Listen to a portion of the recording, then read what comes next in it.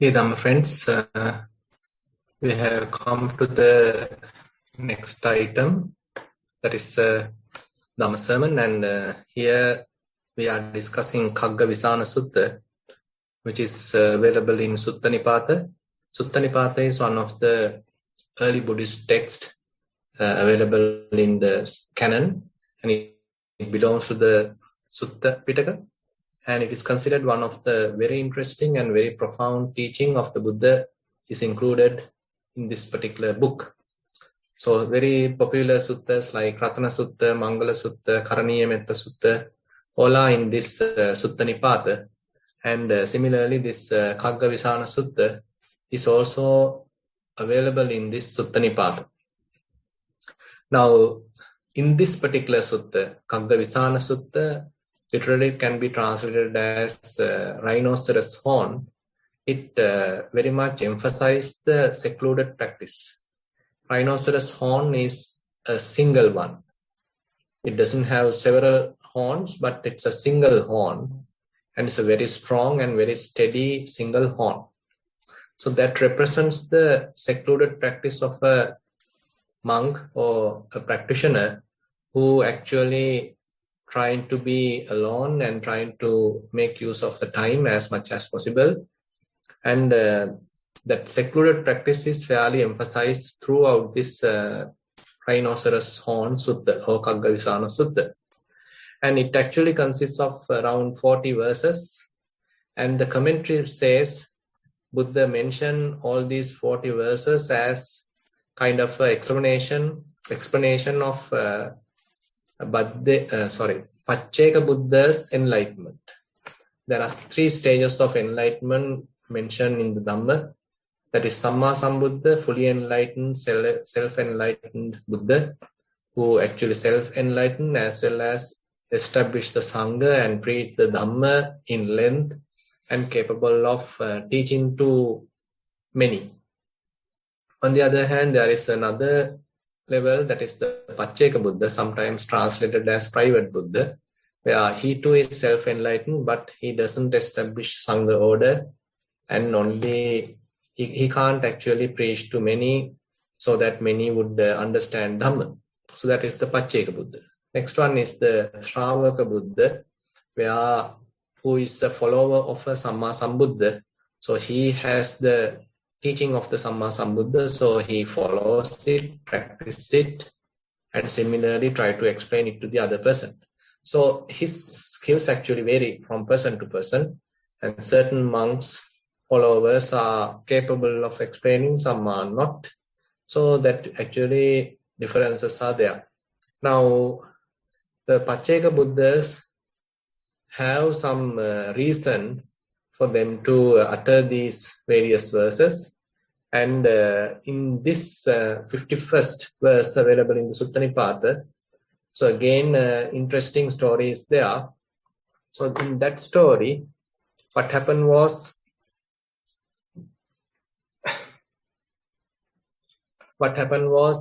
one king, so he was having a kingdom and he is dwelling in that kingdom. Unfortunately, he got a boil, and that boil has become really worse, and he has shown it to the physicians, and they tried various medicine, but he didn't cure, and so they said that he has to go through a surgery. Now it's a kind of a dangerous thing, but anyway, they said that without such surgery you can't survive. Then king allowed to do that, and these physicians, they did a surgery, and they actually cut the boil and removed the pus, and they have applied various medicines, and they asked the king to behave well so that the boil will be completely cured. Now the king actually followed their instructions, and as a result of that, the boil completely disappeared. And during that ill's time, during this disease time, actually the king couldn't eat all the, say, delicious food because he has to follow the instructions of the physicians. So they only allowed him to eat very raw food, which is more conducive for the treatment. Anyway, king followed their instructions and he became well, but his body somewhat become lean and not that beautiful because he ate raw food. Once the boil has cured, he started to eat all delicious food, and ultimately after some time again he got the boil. Now again he has shown it to the physicians, and again they recommended him to go through the surgery. Again king went through the surgery and similarly instructions were given, and he was fully recovered, and during that time he ate raw food, and once he recovered he again started to take delicious food, and again he got the boil. So likewise 3 times it happened, and so the king got really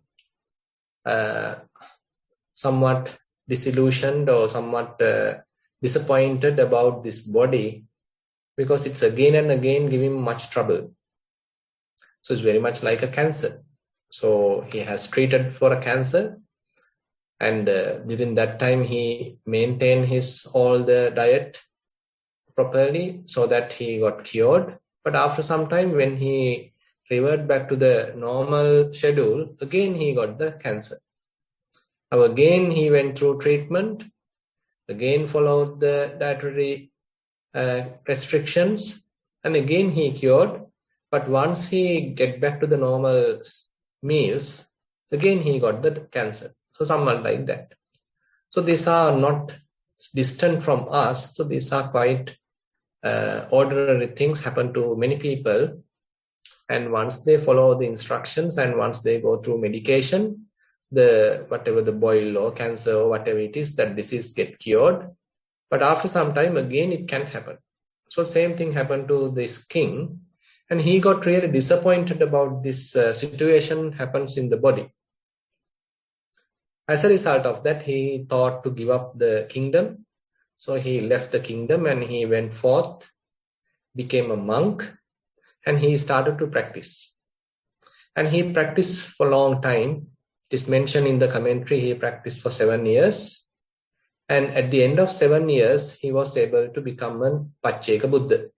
So after he became the Pacceka Buddha, he has uttered this verse. Iticha gandocha upaddavocha rogocha sallancha bhayancha metam. Etang bhayang kama gunesu disva eko chare KhaggaVisana kappu. So this is the verse he has uttered. So it is translated into English by Bhikkhu Bodhi. This is adversity, a boil, a disaster, an illness, a dart, and peril for me. Now he's talking about the various sensual pleasures. Now he's considering all these sensual pleasures as an adversity, as a boil, as a disaster, as an illness, as a dart, and a peril. Having seen this peril in these strands of sensual pleasure, eko chare KhaggaVisana kappu. One should live alone like a rhinoceros horn. Now this verse is very much connected with the Vipassana practice, because one has to look at the body in a different angle. So typically we have a lot of attachment towards the body, and we consider our body is quite beautiful, quite strong. I am the prettiest person, I am the strongest person. So we have a lot of attachment to this body and we identify with it, and again we proud of it. So likewise we hold the body strongly. So we have a lot of ego build up because of this body. So if we are quite beautiful, pretty, smart, skillful, various medals were won. So likewise, because of this body, if we have a lot of things to be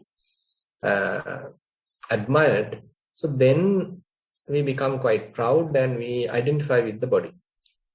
But the opposite happens with the practice. There are different practices are recommended by the Buddha. Suppose you have kind of a strong desire towards your body or a strong desire towards another one's body. So then practicing Asubha Bhavana is one aspect, one level where you are trying to reduce the arisen lust. Say you have a lot of lustful thoughts available in the mind, and you have recognized that mind is going on thinking various fantasies, and you understood that every day you are burning with lust. So if you want to find out a solution, one option available is going through some loathsomeness, understanding the loathsomeness of the body. Probably you may understand certain pictures through images, through videos, or you can go to a mortuary and look at the dead bodies. So likewise, so this is one aspect, one level, one method one can use to understand the loathsomeness of the body. Because if one removes the skin, so the internal organs are quite unattractive. So you will understand it is not an interesting thing. Even though I call it like beautiful, it only depends on several angstroms.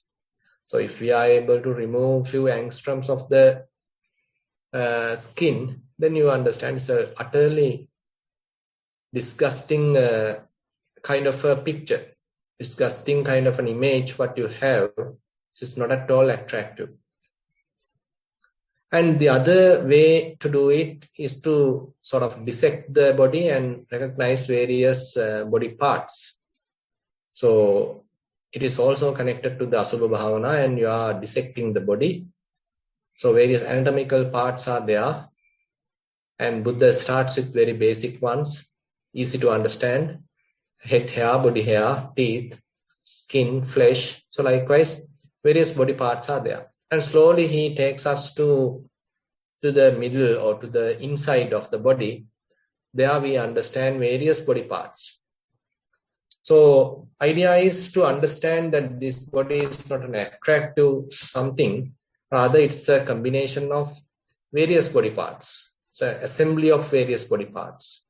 Similarly, that assume that you are having a car, and if you dismantle it, if you break everything into pieces, remove different parts, then you have a collection of parts.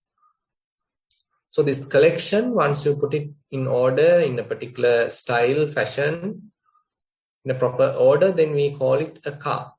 So similarly, this body consists of various body parts, and once they are organized in a particular way, we call it as a male body, as a female body, as a child, as a youth, as an old man. So likewise, we give various names, and this is the real situation. So this is another level of recognizing the body parts and the situation, real situation of the body. So that is also one level of understanding. That is also quite useful, because we typically have the idea of compactness to this body. So as a result of that, we always recognize this body as something, a kind of a unit, a single thing. So when you see a single thing, it is quite easy to get attached to it, and you can't see various body parts. Rather, you see as a person, and we give various names to that person. And we have various pictures, videos about that person, and we more and more recognize an individual there. So we have this self-view. But through the practice, actually, we are able to break it to some extent by dissecting the body into various parts. Various body parts are there, and once you have come to that understanding, you may see that it is not a single thing, rather it's a collection of various body parts.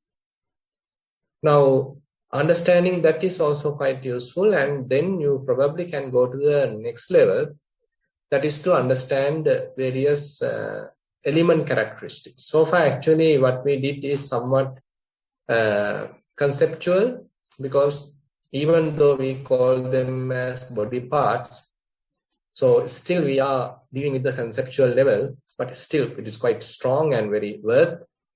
But in the element characteristics, in the Dhatu Manasikara, element meditation, one can go even deeper. So what one do is to understand various element characteristics while the body is moving, while the body is standing, while the body is lying down, and while the body is sitting. So there is no any particular posture recommended for elements meditation, because throughout every day, every moment, the body consists of all the various types of elements. So one can recognize all element characteristics at any posture. So while walking, you are trying to recognize element characteristics. While sitting, you are trying to recognize various element characteristics. But unfortunately, it is not that straightforward, because our mind cannot recognize these element characteristics easily, because mind is somewhat restless. It is not one-pointed. So therefore, we need to, first of all, prepare our mind with necessary skills. Say, for example, you go through some Anapanasati meditation, you do some rising and falling meditation, so that you are developing those skills. And as a result of such practice, now assume that your mind is staying with the breath or staying with rising and falling for a long time and with less distractions. And now you understand, okay, fair amount of concentration has built up. So, and fair amount of mindfulness is also available. So when such skills are available, now you can try to recognize various element characteristics. Suppose now you are doing some walking meditation, and say your mind properly stay with various bodily movements. Your leg is moving up, it is moving forward, moving down. And once it is placed, there are various characteristics are felt. And all these different characteristics, now we have to recognize. Now we have a very quiet mind, concentrated mind. And with such mind, now we are trying to recognize various element characteristics. So these element characteristics are very ordinary and more primary, very fundamental. So therefore, we easily miss them. We easily don't recognize them, because we live on top of that in a very conceptual world. Now we have to penetrate all these conceptual world, and we have to come back to that very ordinary fundamental characteristics. So that is the difficulty, because we love to be in this conceptual world and doing a lot of conceptual proliferation, and we are very much entangled in that world. But here, in order to recognize element characteristics, we have to let go of all those conceptual proliferation, thinking, and we have to calm down the mind, concentrate the mind, and such concentrated mind, we should recognize various primary elementary characteristics. So those elementary characteristics are somewhat, according to the Dhamma, it's mentioned mainly the 4 elements are there: earth element, water element, air element, and the water element, and the fire element. So the characteristics of earth element, one can recognize as roughness, smoothness, hardness, softness, then heaviness or weight, and the lightness. So around 6 characteristics are there. And then the water, fluidity, cohesion. So these are the water characteristics. And then the fire the heat has 2 characteristics, cold and heat. And the air have certain characteristics like movement, holding, and these are air characteristics.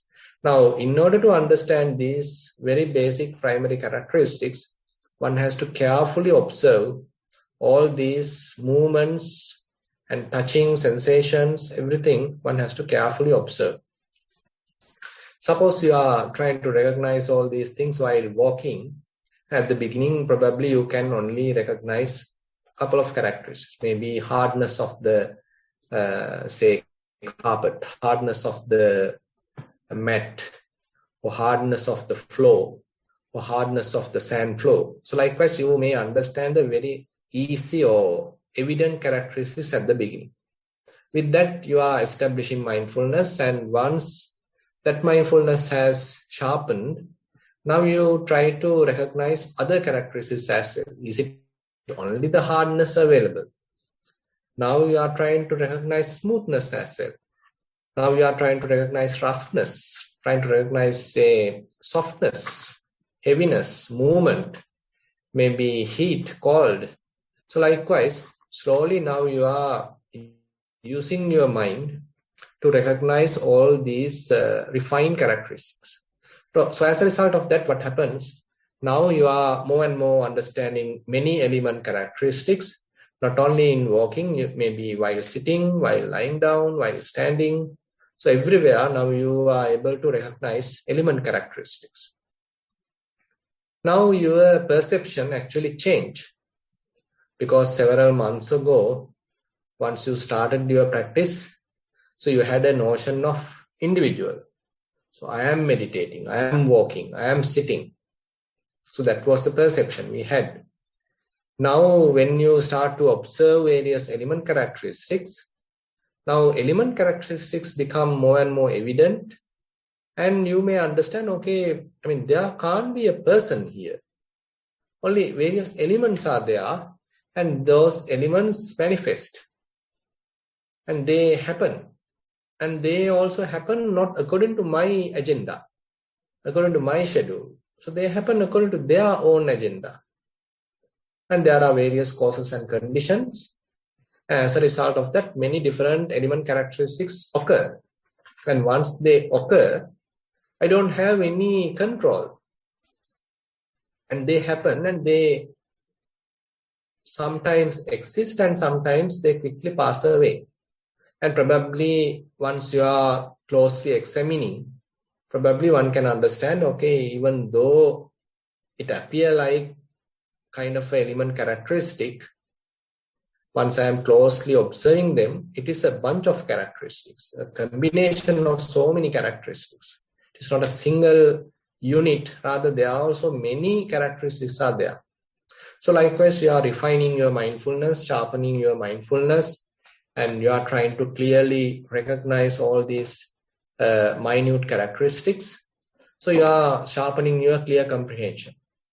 So this leads to more and more understanding, and you understand internally what is available in this body is nothing but elements. And similarly, outside also what is available is nothing but elements.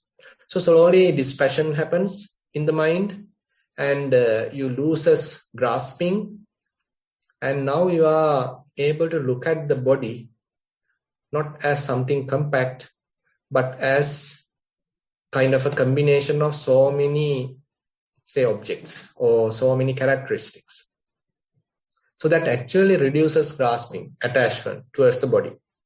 So a lot of conceit may have reduced, because now you can't comprehend the body as something, a unit, a kind of a thing, a kind of something belong to you as an individual. Rather, it's a combination of or manifestation of so many element characteristics, and they are very vulnerable. They are constantly changing.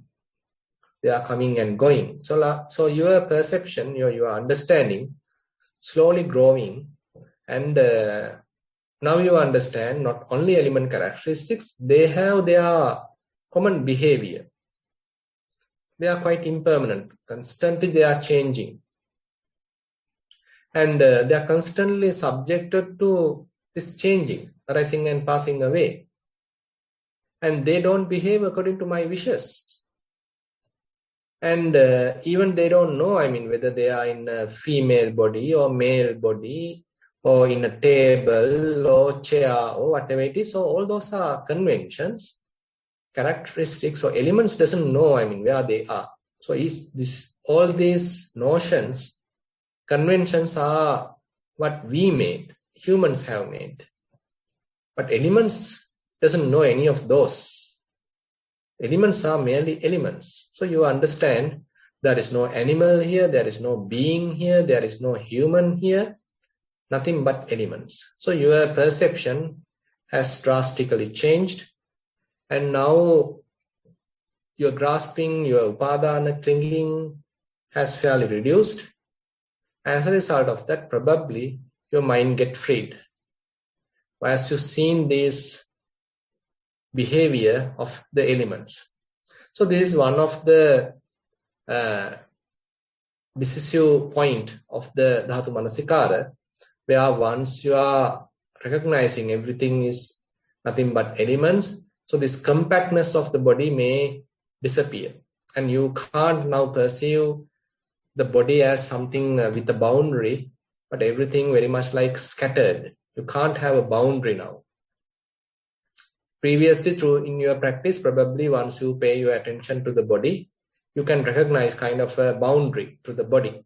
But as your practice growing, you can't recognize such boundary. So what you recognize is a kind of a manifestation of various element characteristics, and you can't perceive a boundary of the body.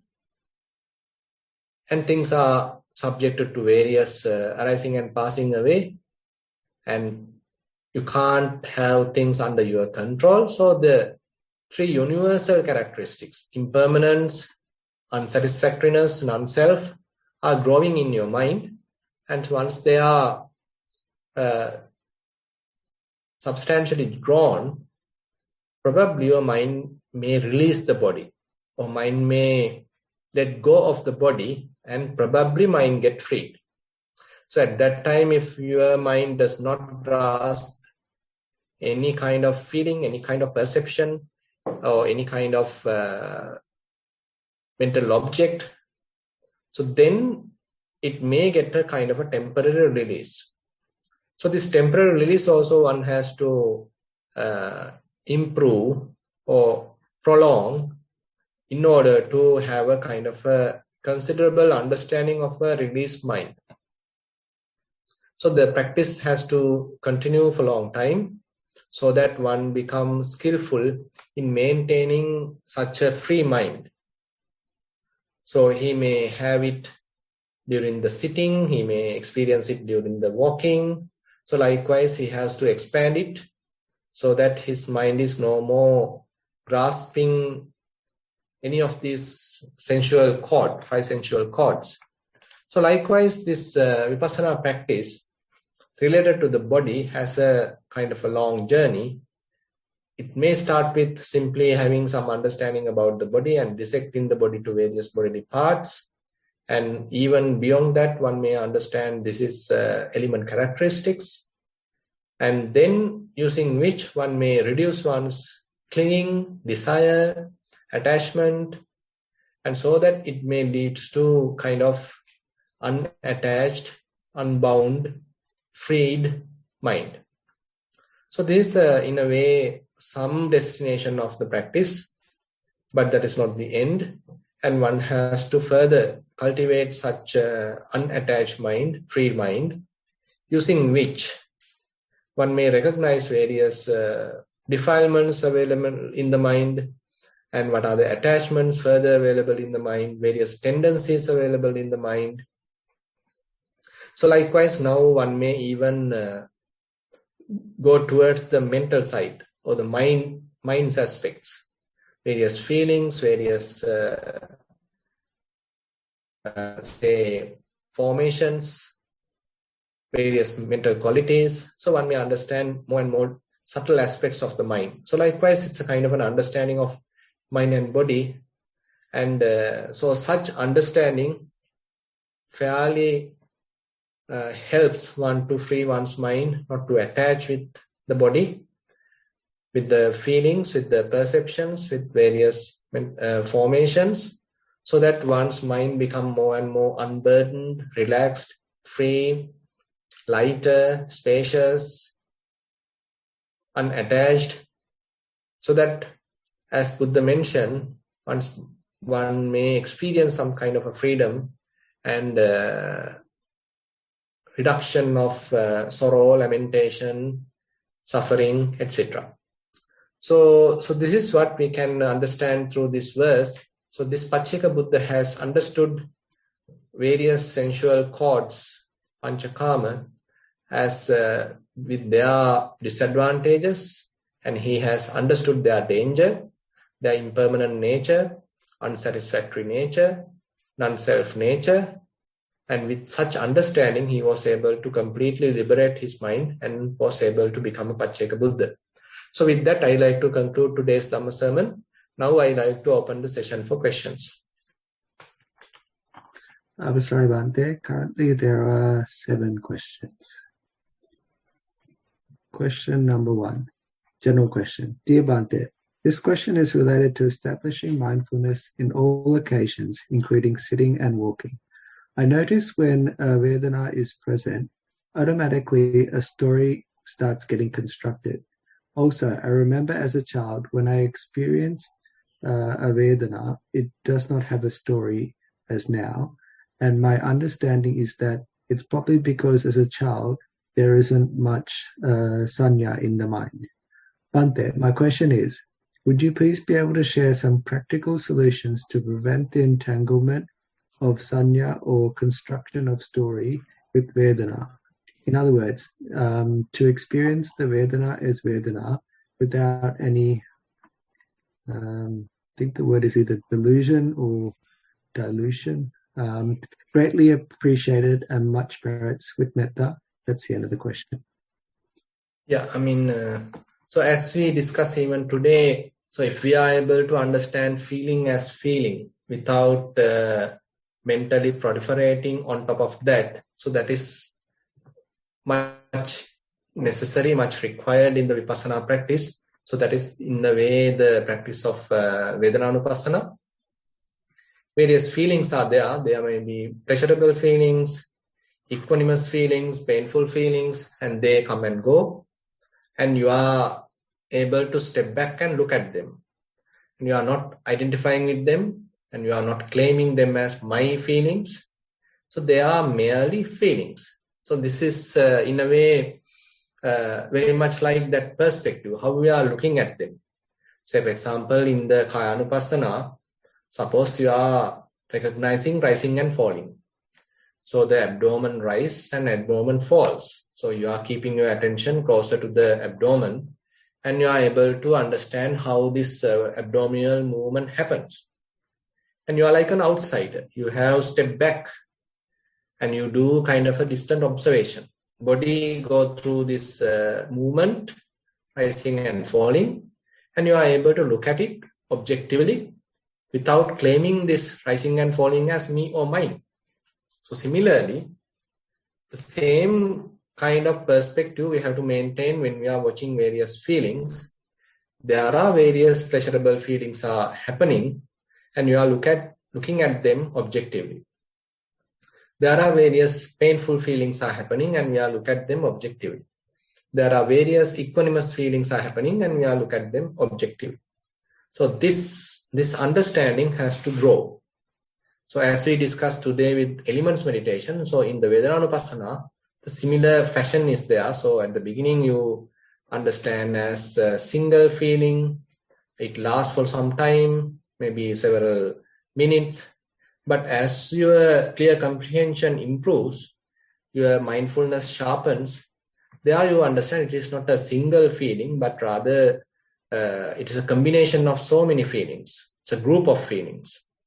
And each minute feeling now you are able to recognize and to understand how transient it is. So likewise, also growing, your understanding also improves. So likewise, if you are able to understand that nature, then you understand this kind of common characteristics are available with pleasurable feelings, available with painful feelings, and available with equanimous feelings. So it's a common thing. I mean, we from outside consider it as a pleasurable feeling or painful feeling, equanimous feeling, but internally, the mechanism is very much similar. Combination of many minute feelings are there, group of feelings are there, and they quickly arise and pass away. But the resultant we interpret as a pleasurable feeling, painful feeling, equanimous feeling. So more and more one understand it. So one's grasping towards these feelings become less and less. Now they probably even start to disappear, or their differences start to disappear, and you mostly probably look at them like all of them have become fairly equanimous, not much pleasurable, not much painful. All of them very much have become equanimous. So that is how the perception may grow, change, and as a result of that, the grasping may happen. So things are, very practical, and you have to go through this practice. Then only one may be able to have a kind of a distant look to various feelings. Yeah. Question number 2 of 7, general question. Dear Bhante, would you kindly be able to explain the below terms? So there's 3 terms. They appear very similar to each other. Number 1, sanchetana. Number 2, vitakka. Number 3, vichara. Much merits and appreciation with metta. That's the end of the question. Yeah, sanchetana, chetana. So this typically translated as volition. So there we purposely, deliberately, we are thinking, we are doing, we are talking. So this deliberate activity, one can say as the chetana. And vitakka is very much like just simply, it is more, say, refined than chetana. Because chetana, we can say, somewhat gross compared with vitakka. Vitakka, we call as, translated as applied mind. Say you are again and again applying your mind to a particular object. Say, for example, you do metta meditation, then you are applying your mind again and again to a particular person. May I be well, may I be well. So likewise, you do again and again. Or else, suppose you do anapanasati, you are applying your mind again and again to the breath. But chetana is also involved. So chetana also, suppose when you are sitting to meditate anapanasati, you have that major intention. So I want to practice anapanasati. So that is the major chetana, major intention. And when you are practicing anapanasati during the session, so each and every breath happens, and at that time you have to put your mind to the each and every breath. So there is a subtle chetana there also involved, because you have an intention to pay attention to that object. So chetana is also involved, but in a very subtle level. It is not such a gross chetana that you had to begin practice, but now while during the practice, to each and every breath, in order to pay attention, also you have slight chetana. And when you are applying your mind again and again to the object, so that is called applied mind, vitakka. And chetana is not only applying mind, you have to keep your mind there. You have to observe, examine the breath. So that examining part, keeping your mind there for close supervision. So that is called vichara. So you are sustained attention. You are sustaining your attention on breath for a certain period of time. So you are sustaining your attention on the breath, vichara. You are applying again and again mind to the breath, vitakka. And this whole thing you are continuing. And in order to continue that, you are purposely making it, purposely doing it. And that is because of the chetana intention that you have. Yeah. Question number 3 of 8. This one is a general question. Dear Bhante, I heard the term Rajoharam. Does that make sense, Bhante? Yes. Okay. On Saturday Dhamma talk. What does that mean? With metta, that's the end of the question. So I think it is given to Chullapantaka, as far as I can remember, because when Venerable Chullapantaka was expelled from the monastery, and there Buddha recognized his potential, and then he asked him to come back to the monastery, and he has given a piece of clean cloth, maybe white cloth, to Venerable Chullapantaka, and Buddha asked him to touch it and call Rajoharanam, Rajoharanam, Rajoharanam. So as he continued that, so this is kind of a very slight Hamatahan meditation instruction. So Chullapantaka's mind was fairly concentrated and the task assigned is very simple. He has to do it repeatedly, mind getting more and more concentrated. At the same time, since his rubbing this clean cloth by his hand, this cloth become more and more dirty. Its color has become discolored. Now the impermanence is understood by Venerable Chullapantaka. So at that time, Buddha has given instructions, and as a result of that, he was able to become enlightened. So Rajaharanang is very much like, I think I can't remember the exact translation of that particular term, but the occasion is this, where Buddha is giving such an instruction to Venerable Chullapantaka. So it is very much like a mantra where your mind being concentrated, so that since you are repeating that particular term, and not only that, you are rubbing the cloth, and as a result of that, it is getting dirty, and you take it as a sign so that your mind understand the impermanent nature, unsatisfactory nature, and that make use of that, Buddha explained Dhamma and he became enlightened. Yeah. Question number 4 of 8. This one is a general question. Dear Bhante, what are the 5 class beings that cause suffering according to the line Pancha Upadana Skandha Dukkha? Would you please be able to give some examples of those 5? Greatly appreciated and much merits with metta. That's the end of the question. Chathu, can you repeat the first statement? Yeah. Dear Bhante, what are the 5 graspings that cause suffering? Yeah.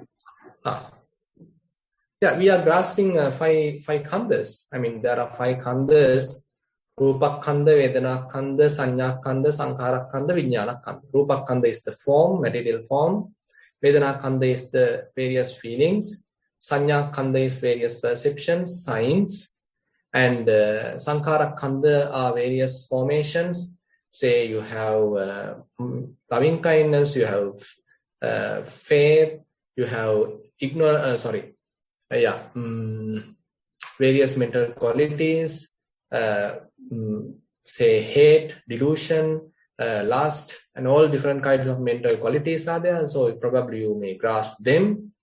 And various knowings are there. Say you are grasping when you are seeing something, when you are hearing something, you are tasting something, cognizing something. So that very knowing part also can be grasped.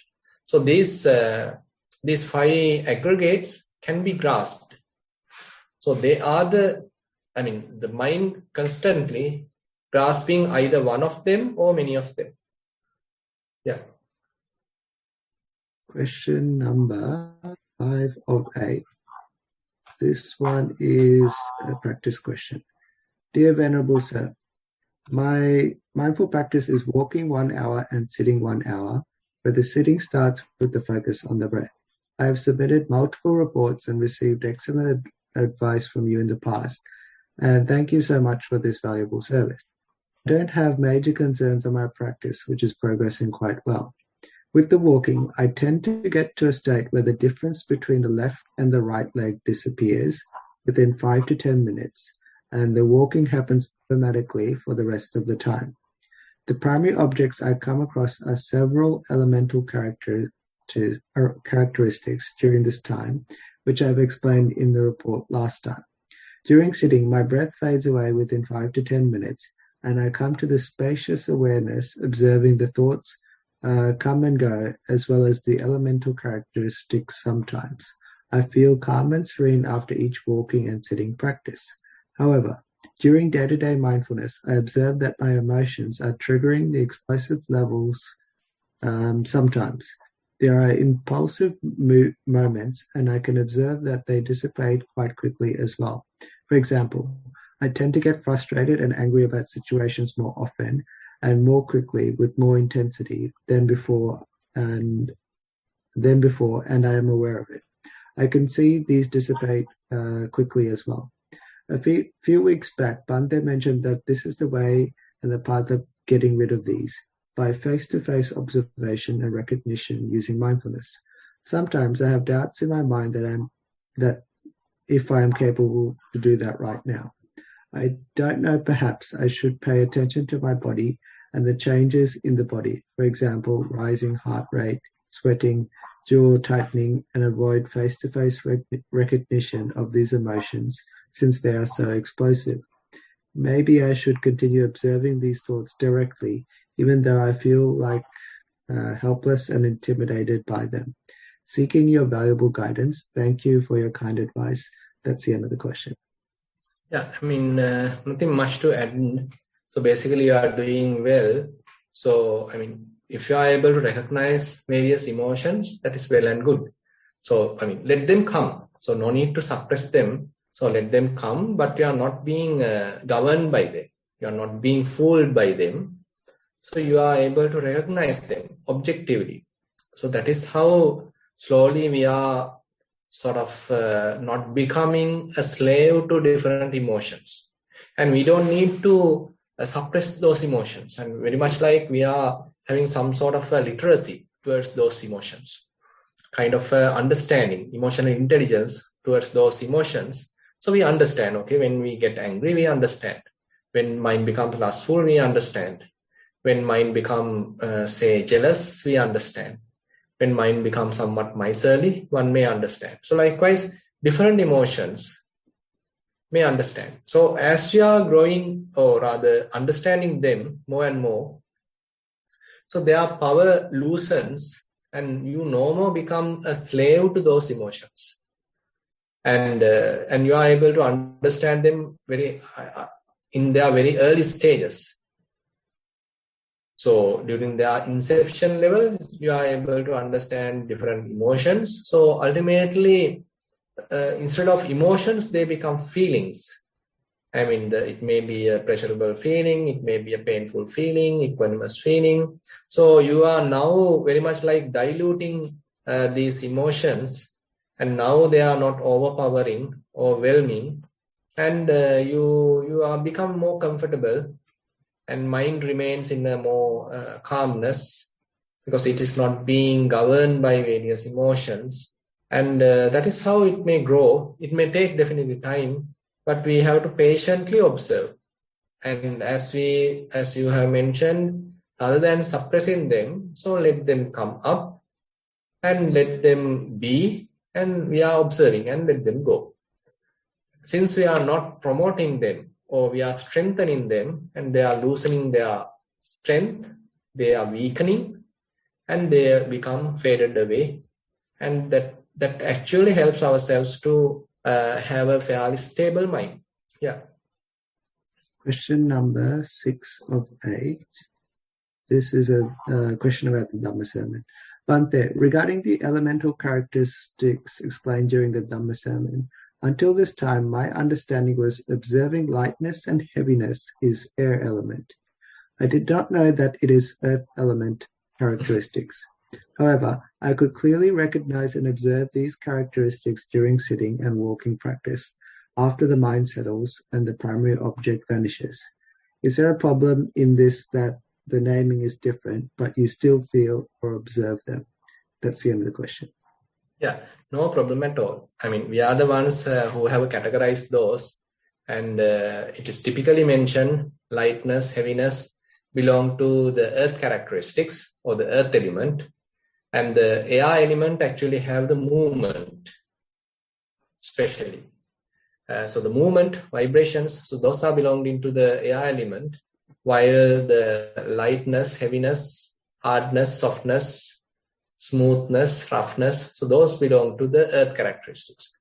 But during the practice, we are not supposed to map them. So don't think that you have to map them correctly to the exact element. So it's a matter of observing different element characteristics. You don't need to bring any book knowledge here.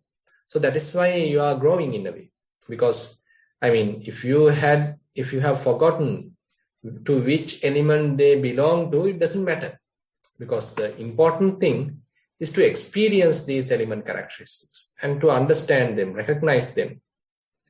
And to understand in the sense, understanding their behavior, how these different element characteristics behaving. It doesn't matter to which element they belong to, but they are showing same kind of behavior. So that is the beauty of the practice. So it doesn't matter whether it is earth element or water element or fire element or air element, they all have their common behavior. So ultimately, what we are trying to understand is those common characteristics or common behavior. So therefore, nothing to worry. So even though you have misunderstood, there was no error in terms of the experience. Question number 7 of 8. This is mindful sitting. Dear Venerable Bhante, when in sitting meditation, I was led to an emptiness-like status, continued to be in that empty status, and then various pointers, sound or mind-driven, seemed to manifest various life situations through projections of the mind. I felt this is like seeing a dream. After finishing the sitting meditation and looking back at this experience, I felt this is what we go through in the Samuti world, I think. Yeah, Meaning, our original state of mind is pure and free of any manifestation.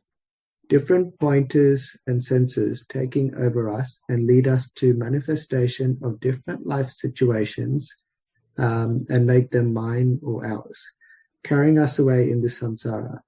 Is this what we need to continue to practice and experience in going through this path to Nibbana? Many merits, Thero and Sarana. That's the end of the question. Can you repeat, Chatu, the first part? Yeah. When in sitting meditation, I was led to an emptiness-like status, continued to be in that empty status, and then various pointers, sound or mind-driven, seemed to manifest various life situations through projections of the mind. I felt this is like seeing a dream. After finishing the sitting meditation, looking back at this experience, I felt that this is what we go through in the Sambuddhi world. Right. Okay. So I think this is very much like sanya, various perceptions, because once your mind fully calmed down, so the consciousness can't or don't have much place to establish.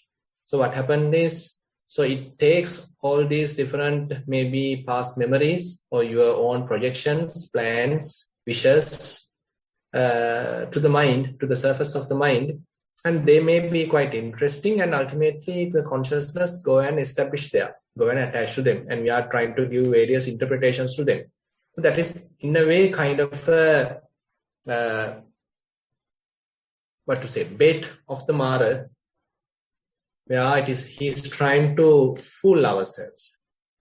And Buddha mentioned various perceptions are like a mirage. So they appear like something important, they appear like something representing, but they are merely perceptions, they are merely signs. And you don't need to give any interpretations to them, you simply let them go. So the understanding, it is depending on this emptiness rather than various perceptions happen in the mind, various such, can't say they are hallucinations, very much like different images. When they are happening in the mind, we don't need to give any importance to them. We don't need to interpret them. Simply let them go. So when we are trying to interpret them, in a way, we are giving some emphasis to them. That is not at all necessary. So what we have to give emphasis is the kind of emptiness of the mind, the silence of the mind. And that is also, it is not that simply by being in this silence, being in this emptiness that you become fully enlightened. Rather, while being there with a very relaxed mind, let those different, thoughts, images, perceptions come, and you, without grasping, without giving any interpretation, you are simply letting go. So then, what is available in the mind is nothing but the kind of purity, kind of a simple awareness. So this simple awareness is something that we have to trust. In a way, it is kind of a effortless type of mindfulness. So this effortless kind of mindfulness is something that we have to trust. or something that we have to dwell in.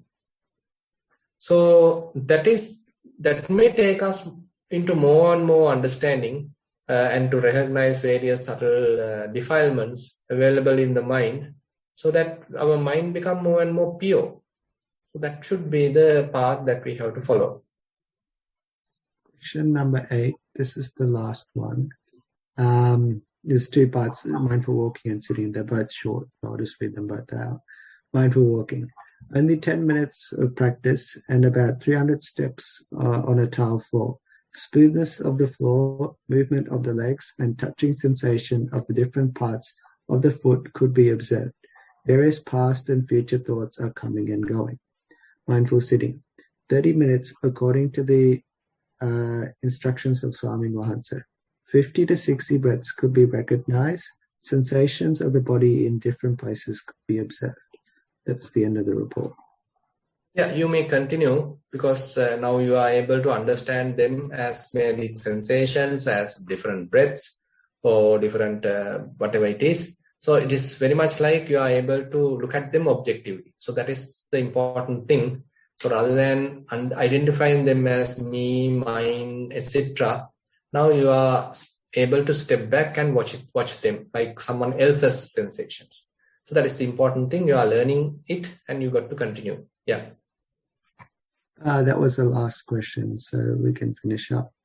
Okay. I'd first like to thank Bhante for giving up valuable time for this program, and also pass on our merits and dedication to you. Secondly, I'd like to also thank the people working. Shall I offer you some water? I don't have any water. Thank you, Bhante. Working behind the scenes tirelessly, and also those seen and unseen participating. And lastly, to the participants, because without you, there would be no program. Thero, Vanaya.